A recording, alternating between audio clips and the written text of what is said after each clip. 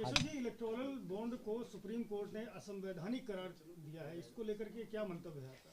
देखिए, मेरा इस पर कोई अभी चूंकि टिप्पणी करना जब तक सुप्रीम कोर्ट का संपूर्ण आदेश ना पढ़ लिया जाए वो कहीं उचित नहीं होता।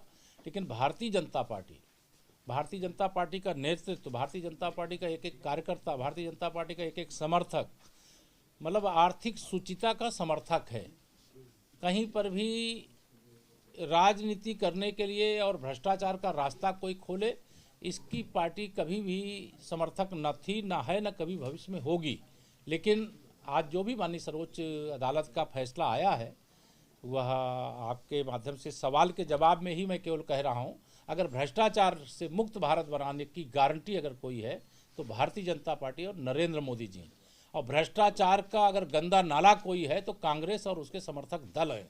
इसलिए भ्रष्टाचार से मुक्त, चाहे वह राजनीति हो, चाहे पार्टी का फंड हो, चाहे चुनाव हो, चाहे गरीब कल्याण की योजनाएं हों, किसान कल्याण की योजनाएं हों, चाहे युवाओं के उज्जवल भविष्य की योजनाएं हों, चाहे इंफ्रा जो देश के अंदर, चाहे सीमाओं की सुरक्षा की दृष्टि से, चाहे रोड नेटवर्क, चाहे रेल नेटवर्क, चाहे हवाई मार्ग का, चाहे जल मार्ग का, जो ये सब होता है उसमें भी कहीं भ्रष्टाचार का कोई रास्ता ना बचे।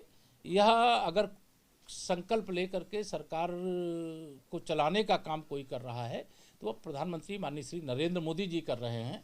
अयोध्या में रामलला का भव्य मंदिर बनना वह तो गर्व का विषय है ही, लेकिन अबू धाबी में भी भगवा लहरा जाना ये विशेष गर्व का विषय है, पूरे देशवासियों के लिए गर्व का विषय है। कभी इसी देश के अंदर स्वतंत्र भारत में ऐसे मुस्लिम देशों के अगर राष्ट्रपति आते थे तो मंदिरों को पर्दे से ढका दिया जाता था, लेकिन आज नरेंद्र मोदी जी के नेतृत्व में देश में भारतीय जनता पार्टी की सरकार है तो आज अबू धाबी में भी भगवा लहरा रहा है।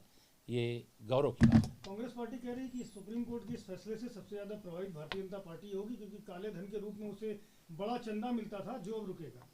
चोर के दाढ़ी में तिनका, कांग्रेस का ऐसा ही हाल है, क्योंकि कांग्रेस को मालूम है कि माननीय नरेंद्र मोदी जी भ्रष्टाचार के खिलाफ जो जंग लड़ने का ऐलान किए हैं, उस जंग का परिणाम है कि जब कांग्रेस थी तो 1 रुपये में 15 पैसे लोगों को जिनके लिए योजना बनती थी वहाँ पहुँचता था, और माननीय नरेंद्र मोदी जी हैं तो 34 लाख करोड़ रुपए देश की वित्त मंत्री जी ने बजट प्रस्तुत करते हुए कहा है कि हमने डीबीटी के माध्यम से लोगों के खाते में भेजने का काम किया है।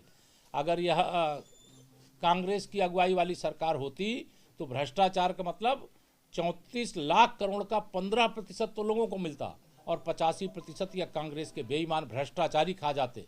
लेकिन आज समय बदल गया है। 10 साल लगातार सरकार में रहने के बाद जितनी तेज लहर 2014 में थी, 2019 में थी, उससे भी तेज लहर 2024 में माननीय नरेंद्र मोदी जी के नेतृत्व में तीसरी बार सरकार बनाने के लिए है। जी, रायबरेली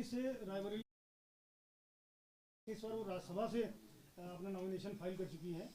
प्रियंका गांधी बहुत स्पष्ट नहीं बता रही कि रायबरेली या अमेठी चुनाव लड़ेंगी, तो ऐसा क्या लगता है आपको कांग्रेस पार्टी की? तो देखिए, मैं ये मानता हूँ कि कांग्रेस चूक गई। वैसे भी उत्तर प्रदेश में चाहे आदरणीय सोनिया जी लड़ती और चाहे उनके परिवार का कोई सदस्य लड़ता, अमेठी हम पिछली बार श्री राहुल गांधी जी को कांग्रेस का अध्यक्ष रहते हुए उनको हरा चुके हैं, और इस बार रायबरेली में भी कमल खिलाने का लक्ष्य लेकर के पार्टी बूथ स्तर पर काम कर रही है, और मुझे पूरा विश्वास है इस बार अमेठी के साथ साथ रायबरेली भी लाखों वोट के अंतर से भारतीय जनता पार्टी का प्रत्याशी वहां पर विजयी होगा, कमल का फूल खिलेगा तीसरी बार मोदी सरकार के लिए। एमएसपी समेत तमाम मुद्दों को लेकर किसान जो है वो दिल्ली की तरफ कूच कर रहे हैं, क्यों नहीं इनकी समस्या का निदान होता है? आखिरकार कहाँ बात है? देखिए, मुझे लगता है कि भारत सरकार बहुत उदार भाव से किसानों से बातचीत भी कर रही है, लेकिन किसान आंदोलन की आड़ में हम लोगों को इतना ही कहना है कि किसान की जो समस्या है वो समस्या को लेकर के माननीय प्रधानमंत्री नरेंद्र मोदी जी के नेतृत्व में बहुत सारे काम हुए हैं और बहुत सारे काम किए जा रहे हैं, बहुत सारे काम किए जाएंगे, और उसमें 3 सदस्यीय बहुत शीर्ष मंत्रियों की एक कमेटी भी बनी हुई है, वह किसानों से बातचीत कर रही है।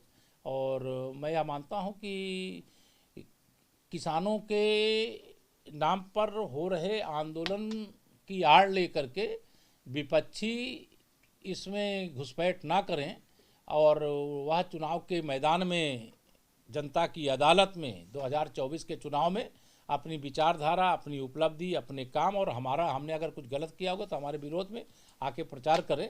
लेकिन किसानों के कंधे पर बंदूक रख करके सरकार को निशाना बनाने की जो विपक्षी दल या नेता वो कोशिश कर रहे हैं वो ना करें, बाकी किसानों से सरकार बातचीत कर रही है। समाजवादी पार्टी पीडीए की वकालत करती है, लेकिन अभी राज्यसभा के लिए 3 प्रत्याशियों के नाम जो उन्होंने घोषित किए हैं उसमें पीडीए फॉर्मूले का अभाव दिखता है। इसको किस तरह से लेते हैं? देखिए, क्योंकि पार्टी के भीतर से भी विरोध के स्वर मुखर हो रहे हैं। समाजवादी पार्टी के अध्यक्ष श्री अखिलेश यादव जी का पीडीए एक ढकोसला है, एक धोखा है, सफ़ेद झूठ है। इसलिए वह पीडीए को मैं बार बार कहता हूं कि उनका पीडीए मतलब पिछड़ा दलित अल्पसंख्यक नहीं, उनके पीडीए का मतलब है परिवार डेवलपमेंट अथॉरिटी।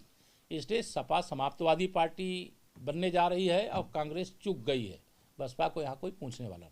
राज्यसभा में 7 प्रत्याशियों के नामांकन भारतीय जनता पार्टी ने कराए है और जिस तरह की अंतरकलह समाजवादी पार्टी के भीतर देखने को मिल रही है राज्यसभा प्रत्याशियों के नाम नहीं, पर, 7 हो उसका गए, लाभ 7 हो गए, 8वां आज और कराने जा रहे हैं। किसका करा रहे हैं, ये बता देंगे? ये तो अभी आप जब 8वां 1 बजे यहाँ पर नामांकन होगा वो आप सबको दिखाई देगा, लेकिन 8 प्रत्याशी हमारे लड़ेंगे और 8वां हमारे राज्यसभा में निर्वाचित होकर के जाएंगे, ऐसा हमें विश्वास है। पश्चिम बंगाल के संदेश वहाँ पर जो सरकार है वो सरकार सभी मोर्चों पर फेल हो गई है। वहाँ पर दमन चक्र चल रहा है, वहाँ पर अत्याचार हो रहा है, सरकार के संरक्षण में हो रहा है। ममता दीदी के नेतृत्व में जब से सरकार बनी है पूरे पश्चिम बंगाल में त्राहिमाम है। वहाँ पर ना कोई गरीब सुरक्षित है, ना कोई किसान सुरक्षित है, ना कोई नागरिक सुरक्षित है, ना किसी राजनीतिक दल के कार्यकर्ता सुरक्षित हैं। अराजकता का पूरा माहौल।